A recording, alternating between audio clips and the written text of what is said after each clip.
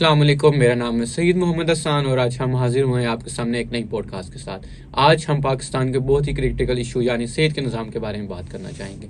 पाकिस्तान के सेहत का निज़ाम पिछले 75 साल से बदहाली का शिकार है। आज तक हम पाकिस्तान के सेहत के निज़ाम को एक मिसाली निज़ाम नहीं बना सके। अगर आज हम अपने मेहमान का तारुफ करवाएं तो ये मैस कम्युनिकेशन में पीएचडी कर रही हैं, मगर इनके एक्सपीरियंस की बात की जाए तो एज अ रिसर्च ऑफिसर इन्होंने गवर्नमेंट सेक्टर में काम किया। उसके बाद कोविड-19 में मुश्किल हालात में इन्होंने कैंपेन्स चलाई और पाकिस्तान की जानिब से बेहतरीन परफॉर्मेंस पर इनको अवार्ड दिया गया और अब ये as a lecturer spirit university में अपनी ड्यूटी सर अंजाम दे रही हैं। तो आज इनके एक्सपीरियंस की नज़र में हम इनसे पूछेंगे पाकिस्तान के हेल्थ डिपार्टमेंट को क्या मुश्किलात का सामना है और उसमें कैसे बेहतरी लाई जा सकती है। अस्सलाम वालेकुम मैम आयशा, कैसी हैं आप? जी वालेकुम सलाम, कैसे हैं आप? ठीक हैं? अल्हम्दुलिल्लाह ma'am, thank you so much कि आपने अपने कीमती वक्त में से मुझे टाइम दिया। Thank you so much for inviting me and it's same pleasure for me too. Thank you so much. Ma'am, जैसे कि मैंने इंट्रो में बताया, आपने as a research officer government sector में जॉब की, उसके बाद आपने हेल्थ डिपार्टमेंट में काम किया। मैम, आप as a lecturer spirit university में पढ़ा रही हैं, तो ये एक्सपीरियंस कैसा है और इसके पीछे आपका कोई शौक था या कोई और वजह? बहुत अच्छा क्वेश्चन है आपका हसान। बेसिकली मुझे लगता है कि आप तभी कुछ अच्छा पढ़ा सकते हो जब आपके पास उसकी बैकग्राउंड नॉलेज हो। बहुत माशाल्लाह अच्छे उस्ताद हैं हमारे सभी इर्द गिर्द, और वो सभी हमारी फील्ड में कहीं ना कहीं जर्नलिज्म से प्रैक्टिकल एक्सपीरियंस के साथ फील्ड में आते हैं। तो उनका एक्सपोजर ख़ास तौर पे आज हम डिजिटल एज में हैं, वहाँ पर बच्चों के लिए टेक्निकल नॉलेज को ट्रांसफ़र करना तभी मुमकिन होता है जब हम लोगों के पास खुद के पास नॉलेज होगा। तो मेरा एक्सपीरियंस इस लिहाज से अच्छा रहा कि मैं प्रोफेशनल लाइफ में थी ऑलरेडी और डिफरेंट टीम्स के साथ काम किया, उनके साथ अच्छा काम चलता रहा, वो कॉन्टीन्यूअल रहा डिफरेंट ऑर्गेनाइजेशंस में। और वहाँ से फिर प्रैक्टिकल एक्सपोजर के बाद मुझे एक जगह पर लगा कि अब मैं इस अपने आप को वेल इक्विप समझती हूँ कि मैं अब बच्चों को इस पे अच्छी तरह से गाइड कर सकती हूँ। अपना जितना मैंने गेन किया उसको मैं बेहतर तरीके से ट्रांसफ़र कर सकती हूँ। तो मैंने इस लाइन को राइट अडॉप्ट मैम। किया। मैम, आप पीएचडी मैस कम्युनिकेशन कर रही हैं, तो मैम ज़्यादातर बच्चों का मैस कम्युनिकेशन के बाद ये ख्वाब होता है कि हम जर्नलिस्ट बने, तो आपका इस तरह कोई प्लान था या अब आप इसकी तरफ जाना चाहती हैं? अब प्लान्स तो हसान बदलते रहते हैं, चेंज होते रहते हैं।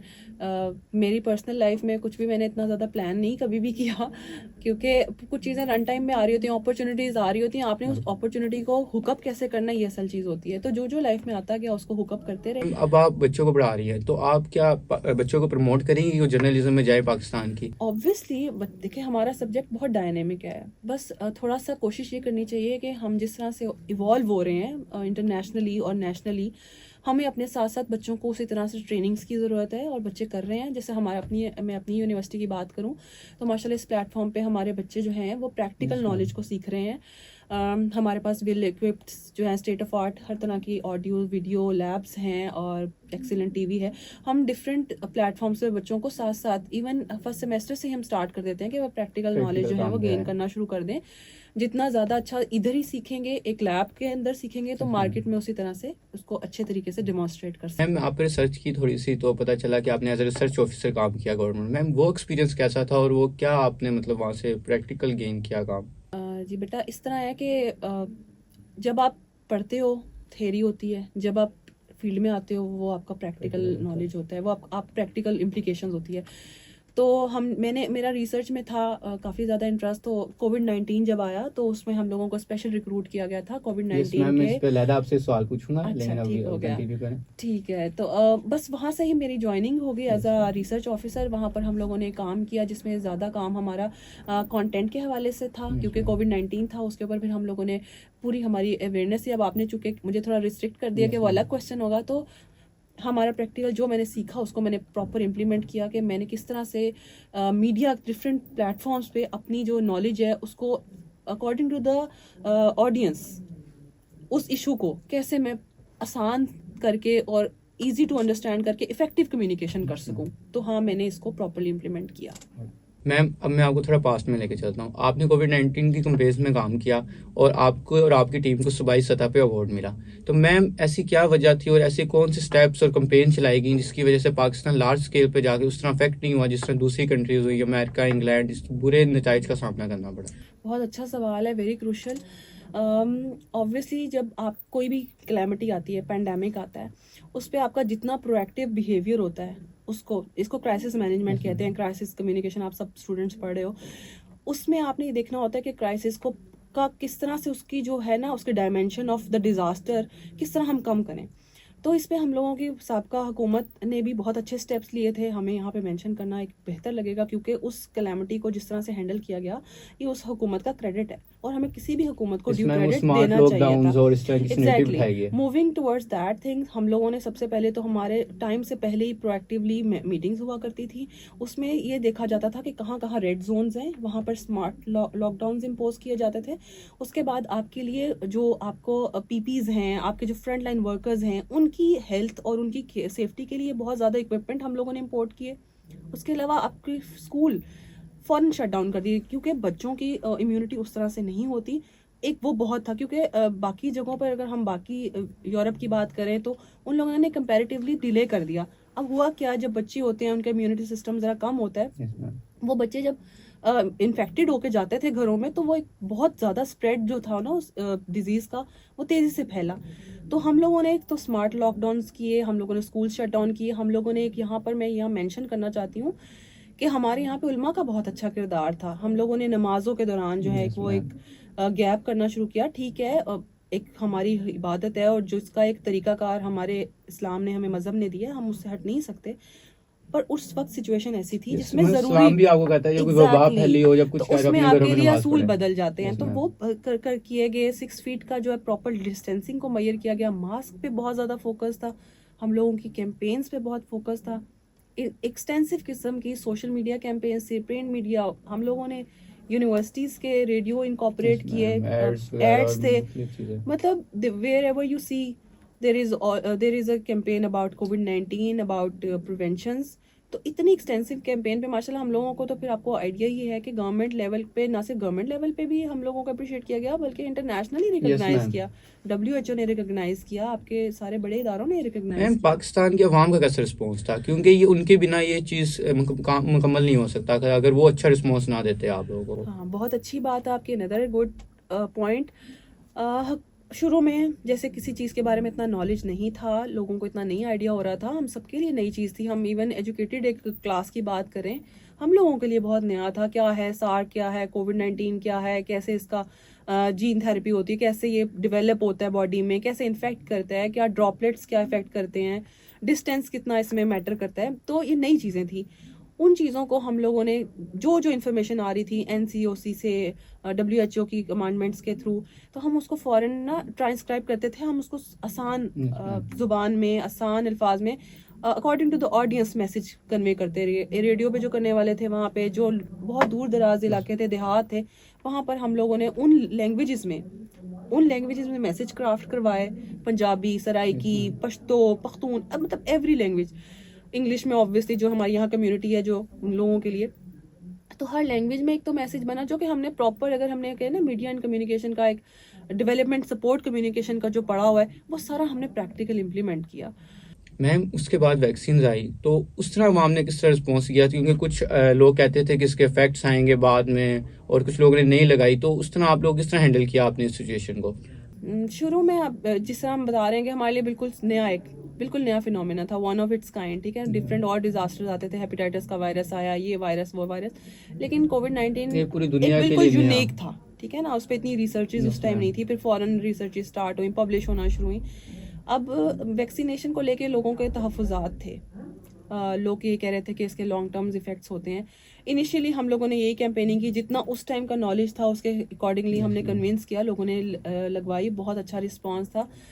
रीच एवरी डोर हमारी कैंपेन थी, जिसको जो रेड के नाम से थी, उस पर बेसिकली बहुत ज़्यादा अप्रिशिएट किया गया क्योंकि हम लोगों ने डोर टू डोर जाके लोगों को वैक्सीनेट किया। मैं बात ये यहाँ पे ज़रूर मेंशन करना चाहूँगी कि विद लेटर ऑन रिसर्चेज जो अब सामने आ रही हैं, उसमें ऑब्वियसली इसमें कुछ ऐसे हैं कोई कंट्रोवर्शियल कुछ हैं बातें, तो मैम कोई एक दो फैक्ट्स आप डिस्कस करेंगी कि लोगों ने अब कुछ इस तरह से रिपोर्ट आना शुरू हुई कि ब्लड प्रेशर हाई होना शुरू हो गया, ब्लड में कहीं क्लॉटिंग आना शुरू हो गई, लेकिन ये बहुत रेयर केसेस हैं। ओवरऑल जो है इसका इम्पैक्ट अच्छा रहा। इस वायरस को फौरन उसी टाइम पे कंटेन करने के लिए एक बड़ा इफेक्टिव स्ट्रेटजी रही। तो ओवरऑल एक अच्छा था लोगों का रिस्पॉन्स। मैम आगे चलते हैं। जो आज का हमारा टॉपिक था कि हेल्थ डिपार्टमेंट का निज़ाम और सारी चीज़ें, तो मैम अगर हम हेल्थ डिपार्टमेंट की बात करें तो अभी भी देहाती इलाकों में इंफ्रास्ट्रक्चर उस तरह नहीं है हॉस्पिटल्स का। अगर इंफ्रास्ट्रक्चर है तो उधर डॉक्टर्स नहीं है, नर्सेज नहीं है और ये सारी चीज़ें हैं। और मैम आए दिन हम ये मसला देखते हैं पाकिस्तान में एक्सेस ऑफ मेडिसिन का। या तो मेडिसिन की शॉर्टेज हुई होती है या तो उसकी प्राइस में बेतहाशा इजाफा हुआ जाता है। तो मैम इन चीज़ों को किस तरह कंट्रोल किया जा सकता है और क्या हुकूमत ने कोई इकदाम उठाए हैं इसके लिए? अब जी हसान, एक आपने बड़ा अच्छा और टाइमली क्वेश्चन किया है। अगर हम बात करें पिछली गवर्नमेंट के को इस गवर्नमेंट के साथ कनेक्ट करें तो जिस गवर्नमेंट ने जो भी इनिशिएटिव लिया उसको उसका ड्यू मिलना चाहिए, क्रेडिट। PMLN की गवर्नमेंट में 2016 में आई थिंक स्टार्ट हुआ था ये हेल्थ का इनिशिएटिव, हेल्थ के हवाले से। तब इसको बहुत ज़्यादा फेम नहीं मिला था, लेकिन इस पर वर्किंग तभी हुई थी। उसके बाद PTI आए और उन्होंने इसको एक सेहत सहूलत कार्ड का एक प्रॉपर प्रोग्राम रिफॉर्म किया और उसको जो बहुत हाइप भी मिली। बस हमारे साथ थोड़ी बदकिस्मती ये होती है, बल्कि थोड़ी नहीं, एक अच्छी खासी होती है कि चीज़ों का तसलसल जब ख़त्म होता है तो नेक्स्ट गवर्नमेंट उसको इनिशिएटिव को कंटिन्यू उस तरह नहीं कर पाती, जो कि एक बहुत गलत बात है। हुकूमतें आए जाएं, इससे फ़र्क नहीं पड़ना चाहिए किसी भी इदारे की पॉलिसीज़ के तसलसल में।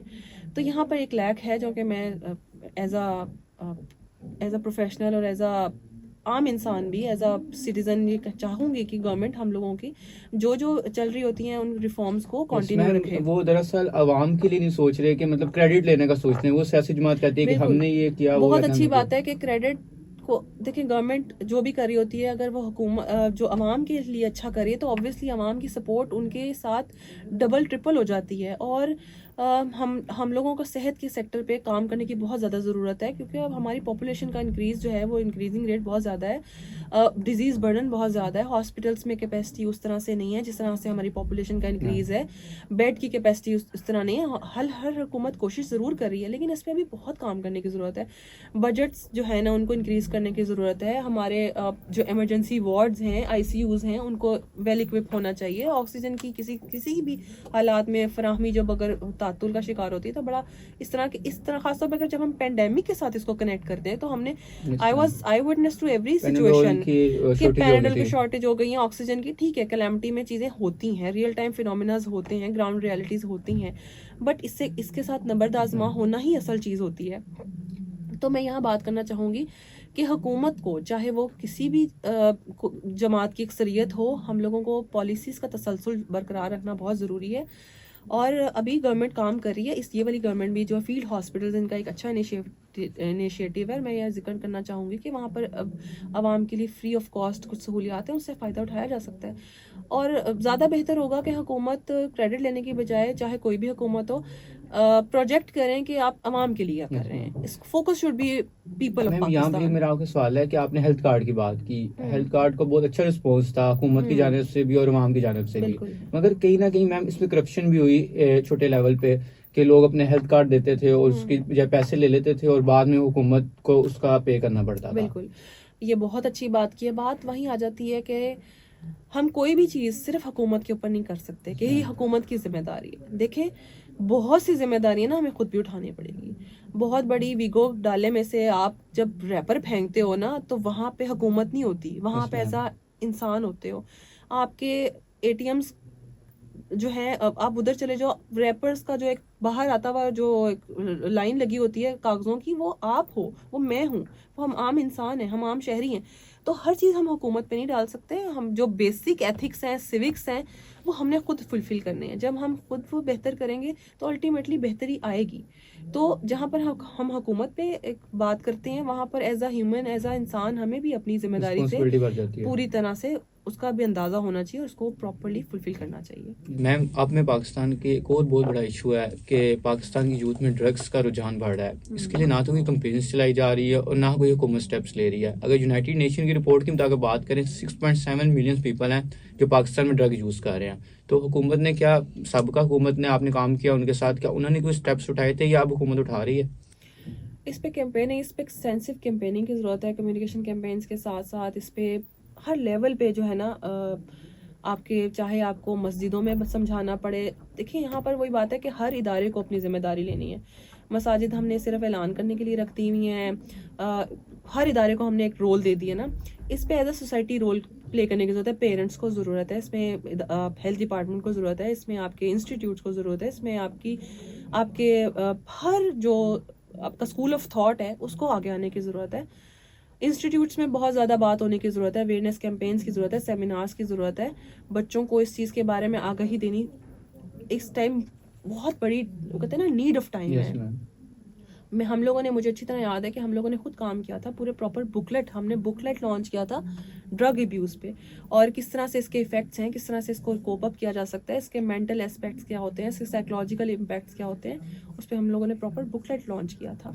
और मैं चाहूँगी कि हम उन्हीं चीज़ों को दोबारा इस गवर्नमेंट में भी जो है वो देखें कि इस पर काम हो रहा है, और एज अ इंडिविजुअल और एज अ कलेक्टिव ये हम सबकी जिम्मेदारी है, और हर एक को अपनी जिम्मेदारी समझने की ज़रूरत है। मस्जिदों में बजाय हम फिरका वाराना मैसेजेस देने के, अगर वहाँ पर हम अवेयरनेस देते हैं, यूथ को टारगेट करके हम बात करते हैं कि ये इशू है और इस तरह इसके इम्पैक्ट है, तो ये ज़्यादा बेहतर होगा। आई थिंक हम लोगों ने हर इदारे को एक बस अपना एक मिशन दे दिया, और बस वो उसी जो है ना उसी कंटेनमेंट में ही चल रहे हैं। तो हमें थोड़ा सा ना आउट ऑफ बॉक्स होकर सोचना पड़ेगा। मैम, हेल्थ डिपार्टमेंट में एक जो मैंने खुद ऑब्जर्व किया एक्सपीरियंस के हमारे डॉक्टर्स होते हैं बहुत आला तलीम हासिल करके आते हैं इस पोस्ट पे, मगर जब पेशेंट डीलिंग की बात आती है तो बहुत बुरी तरह बिहेव करते हैं। तो क्या इसके लिए कोई काउंसलिंग या कोई वर्कशॉप्स उनके लिए हो रही हैं डॉक्टर्स के लिए? हाँ हसान, अनदर गुड क्वेश्चन। बात है कि हम लोगों ने हम लोग काम कर रहे थे, हेल्थ डिपार्टमेंट में थे, तो हम लोगों ने इस पे अवेयरनेस कैंपेन्स भी करवाई, इस पे प्रॉपरली वर्कशॉप्स होती थी, क्योंकि ऑब्वियसली आपका जो पैरामेडिक स्टाफ है, आपका मेडिकल स्टाफ है, आपके फ्रंट लाइन जो वर्कर्स हैं, डॉक्टर्स हैं, जो भी सब है, ये ही अल्टीमेटली एक यूनिट है जो हेल्थ डिपार्टमेंट की प्रोग्रेस के लिए बहुत ज़रूरी है। तो हम लोगों की वर्कशॉप्स हम लोगों ने करवाई, हम लोगों ने डिफरेंट उनके लिए उनके काम को प्रोजेक्ट करते थे, क्योंकि कई दफ़ा जो फील्ड में काम कर रहा होता है ना, उसका काम भी उस तरह प्रोजेक्ट नहीं हो रहा होता, तो वो कहीं ना कहीं वो लग रहा होता है कि उस तरह हाईलाइट नहीं हो रहे। तो ये बड़ा ज़रूरी है कि कोई काम किसी का भी है उसको एक्नॉलेज किया जाए। और दूसरी बात यह कि हॉस्पिटल में हमारे साथ ये बड़ा अलमिया है कि डिजीज़ बर्डन बहुत ज़्यादा है, पेशेंट का नंबर ऑफ विजिट हॉस्पिटल में बहुत ज़्यादा है, लोड कई हॉस्पिटल में बहुत ज़्यादा है। बहुत बेहतर होगा कि जो पेरीफ्रीज में हॉस्पिटल्स हैं, आपके DHQs हैं, आपके जो डिफरेंट दूर अफ्तादा इलाकों में जो हॉस्पिटल्स हैं, उनको भी प्रॉपर फंक्शनल किया जाए, ताकि डिजीज़ बर्डन ज़्यादा इस तरफ लाहौर या इस तरह के बड़े शहरों में ना आए। होता ये है कि वहाँ पर उस तरह से फंक्शनल नहीं होती, सर्विसेज नहीं होती हैं, बेसिक उनको नहीं मिलता, तो वो सारा बर्डन जब आता है ना, तो फिर ultimately doctors are also human beings, तो उनका वो उस तरह से इम्पैथ नहीं हो पाते, टेम्परामेंट नहीं होता। लेकिन है कि ऑब्वियसली उनकी वर्किंग होती है, वो करते हैं, उनकी ट्रेनिंग चल रही होती है, और अभी भी चल रही है, आई बिलीव कि अभी भी चल रही है। और ये बहुत अच्छा आपने प्राइवेट नुक्ता सेक्टर में तो बहुत अच्छे हालात हो गए, लेकिन गवर्नमेंट सेक्टर में बिल्कुल है इस पे काम करने का। देखिए, there is always a margin of work in every field. काम हो रहा है और होना चाहिए, इस पे हाईलाइट करना चाहिए। ठीक है, बहुत अच्छी आपकी ओपिनियन है।